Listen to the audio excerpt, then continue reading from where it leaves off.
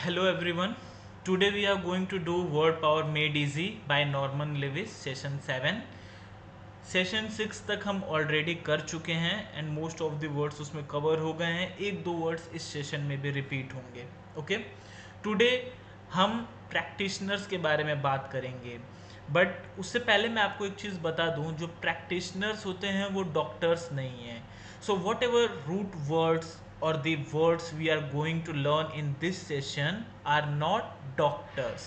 Okay, let's begin with our first word. The first root word is psycho, meaning mind. Psycho का meaning होता है mind.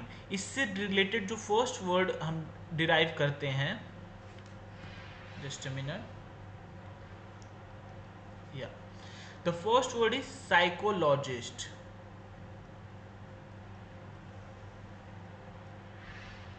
Psychologist. Psycho means हम already देख चुके हैं mind होता है. Logy means study. ये IST means he is the expert. तो ये पर्सन कौन हो सकता है? He is the person, the one who read the human behaviour. अब ये वर्क कहाँ करते हैं? ये जनरली जेल्स वगैरह में जो ह्यूमन जो प्रिजनर्स होते हैं उनका बिहेवियर समझने की कोशिश करते हैं कि वाई क्यों ये ऐसा कर रहे हैं, क्या इनके बिहेवियर में डिफरेंसेस हैं. ओके.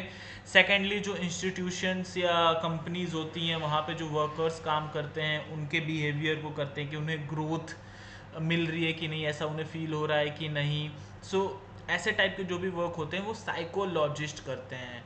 ये उनके सारे ह्यूमन बिहेवियर्स को एनालाइज करके समझने की कोशिश करते हैं. ओके. सिमिलर एक वर्ड है साइको एनालिस्ट. साइको का मीनिंग हमने ऑलरेडी देखा है माइंड. ओके. एनालिस्ट कौन पर्सन होता है? एनालिस्ट सिंपली जो डेटा एनालाइज करता हो, कोई भी चीज़ starting from A to Z, कुछ भी वो एनालाइज करता हो वो एनालिस्ट है. तो mind analyst, the person who analyse the mind. Okay.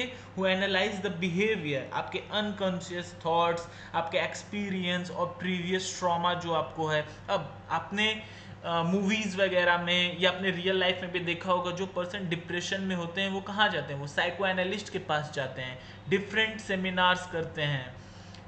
वो उनकी प्रॉब्लम समझता है, उनकी स्टोरीज को सुनता है या सुनती है, देन उस डिराइव करने की कोशिश करते हैं कि what could be the possible reason behind that. On based on that वो सजेशंस देते हैं, उन्हें थोड़ा अच्छा फील कराते हैं. ओके. जनरली वो लोग जाते हैं जो डिप्रेशन में हो या उनके पास कोई बात करने के लिए ना हो या किसी ट्रॉमा से वो गुजर रहे हो. Okay. Okay. The second word is ortho. Ortho word हम पहले भी देख चुके हैं, इसका मीनिंग होता है straight. And the new root word is ओडोंटोस, meaning tooth और टीथ.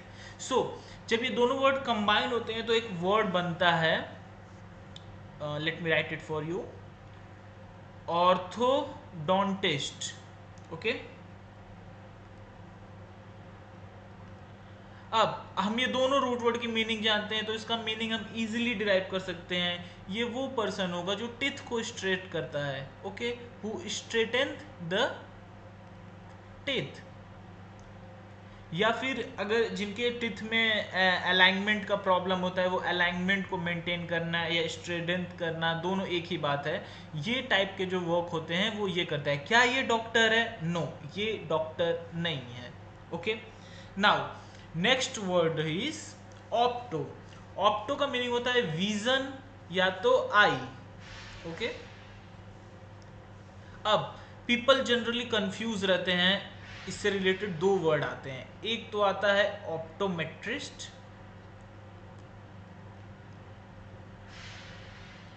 एंड सेकंड आता है ऑप्टिशियन. जनरली पीपल का मिसकंसेप्शन होता है कि ये दोनों एक ही पर्सन है, बट ये अलग अलग हैं. ऑप्टोमेट्रिस्ट क्या करता है? ये आपके विजन को मीजर करता है.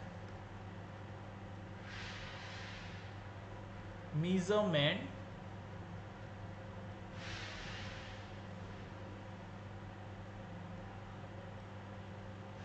Of vision. ओके. यहाँ पे एक रूट वर्ड है मिट्र. इसका मीनिंग ही होता है मीजर करना. सो इससे हम इजीली डिराइव कर पा रहे हैं कि इसका जो मीनिंग है वो है विजन का मीजरमेंट. सो जो ये बताता है कि आपको ये ग्लास चाहिए, इतने पावर का चाहिए, सो ये उस बेसिस पे प्रिस्क्रिप्शन प्रोवाइड करता है। जो ऑप्टिशियन है वो इन ग्लासेस को बनाता है, who make the glasses as per the prescription. Okay, अब प्रीवियस सेशन में मैंने आपको एक और वर्ड सिखाया था इससे रिलेटेड, आप वो रिमेंबर करने का ट्राई करिए वीडियो को पॉज करके, ऑप्टोमेट्रिस्ट से रिलेटेड। ओके, सो वो वर्ड था ऑप्थेल्मोलॉजिस्ट। स्पेलिंग मैं आपके लिए लिख देता हूँ, ऑप्थेल्मोलॉजिस्ट। जब किसी भी वर्ड का आपको स्पेलिंग ना आए, ट्राई किया करिए कि उस वर्ड को डिफरेंट पार्ट्स में डिवाइड कर दें। So most of the time अगर आपको उसकी स्पेलिंग नहीं भी पता होगी तो आप इजीली कर पाओगे। For example ophthalmologist. ओके, ऐसे आप करके ब्रेक कर सकते हो वर्ड्स को। सो ये क्या करता है, ये भी वही सेम काम करता है, मीजर करता है या फिर ट्रीट करता है, treatment of disorder of eye, treatment of eye, किसी भी टाइप का ट्रीटमेंट हो आपके आई में या कोई डिसऑर्डर हो तो उसको ट्रीट करता है, आपके विजन्स को मेजर करता है।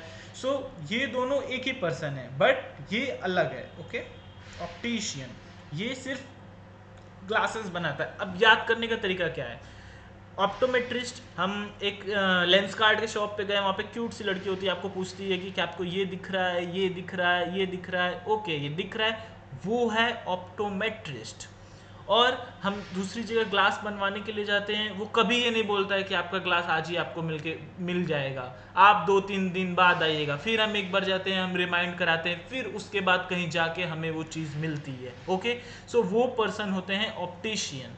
Okay, so just personalize example है, या आप अपना भी कुछ एग्जाम्पल इसमें ऐड कर सकते हो just for retaining the word. वो हाइपोथेटिकल एग्जाम्पल भी हो सकता है, रियल एग्जाम्पल भी हो सकता है। Okay, the third word is osteo, very interesting word, bone और ब्लड वेसल्स इसका मीनिंग होता है। अब इससे जो रिलेटेड वर्ड है वो है ऑस्टियोपैथ। ये पर्सन क्या होते हैं, क्या ये डॉक्टर हैं? बिल्कुल नहीं, ये डॉक्टर नहीं है, बट ये करते क्या है, ड्रगलेस ट्रीटमेंट करते हैं। हाउ? थ्रू मसाज और by putting a pressure on your abdomen और near to your joints. Okay, drugless treatments ये करते हैं। How?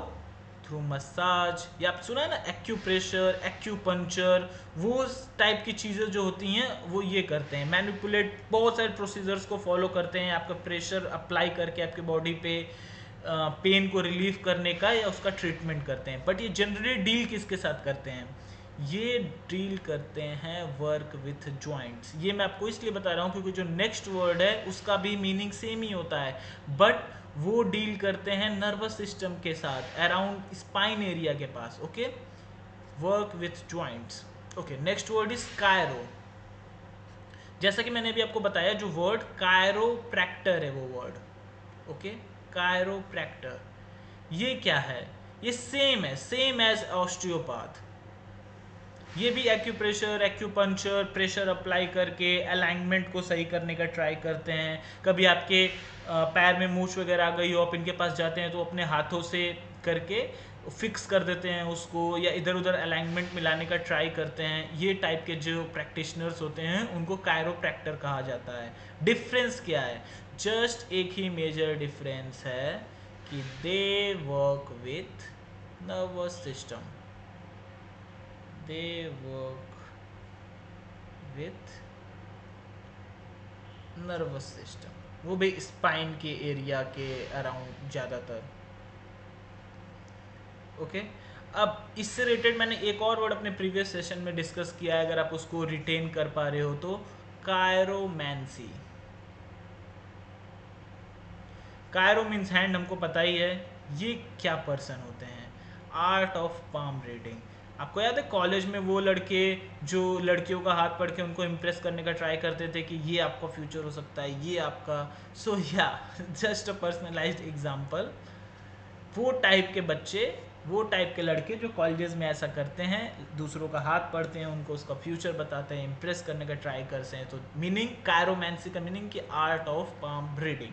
Okay, now one word, there is a one more word related to this root word which is chiropodist.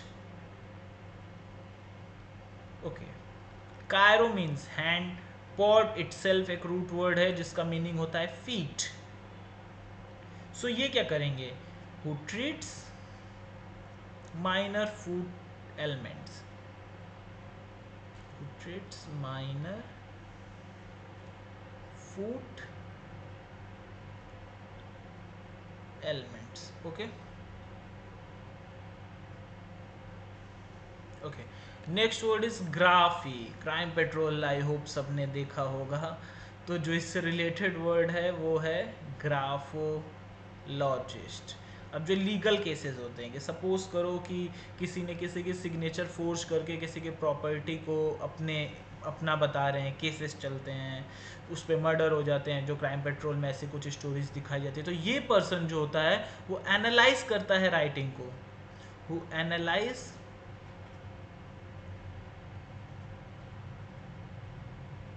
The hand writing.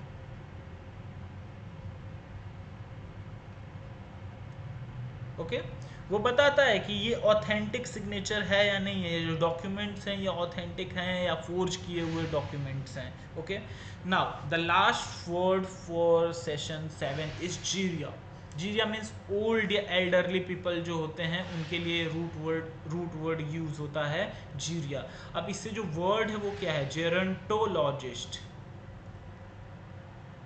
जेरेंटोलॉजिस्ट, you know आप देख रहे हो मैं कैसे words को ब्रेक करता हूँ स्पेलिंग के लिए।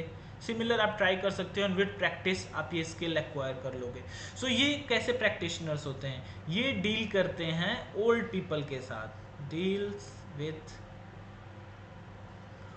Old people. अब वो ओल्ड पीपल की प्रॉब्लम कुछ भी हो सकती है, रिलेटेड टू इकोनॉमिक, सेक्सुअल और सोशल प्रॉब्लम और एनी अदर प्रॉब्लम।